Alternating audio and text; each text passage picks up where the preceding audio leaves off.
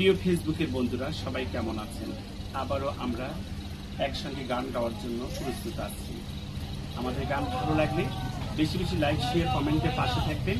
আর এই গানটা কিন্তু নতুন গান। আসলে পীড়িতের বেড়া দিলে প্রেমিকের কষ্ট হয়, প্রেমিকারও কষ্ট হয়। এই জন্য বলছি,